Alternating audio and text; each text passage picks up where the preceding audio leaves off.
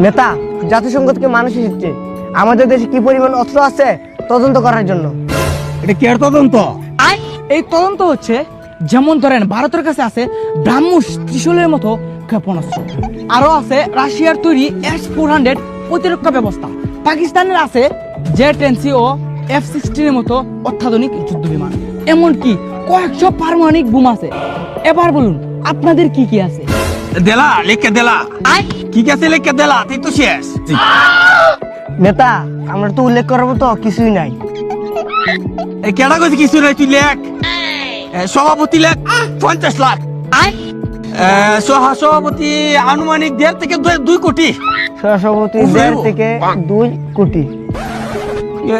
লেখ শাহবাগী লেখ। শাহবাগী, এটা আবার কেমন বোমা? এটা মারাত্মক বোমা, এটা বাংলাদেশ বছরে কয়েকটা ফুটে, বাংলাদেশের মানুষ টারফা। নেতা, কয় পিস লাগতা? লিখেলা দেলা লিখিয়া। আর কি কিছু নাই? কি কই নাই, সবচেয়ে বড় অস্ত্র তো রয়েছে চেতনা লেখ। ওহ মাই গড, এইসব হিসাব নিয়ে গেলে তো আমার চাকরি চলে যাবে, আমার চাকরি থাকবে না। শাহবাগী চেতনা কি ব্রো? কি কইছে বুঝছি না, ভালাই তো কইছে মনে কর না। সারা জীবন তেল মেরেছি, অন তেলই মারি। হয় নেতা, ভালাই কইছে। ভালাই কইব, মন্দ কইব, এমন কোন মার ফুটা আছে আমার সামনে?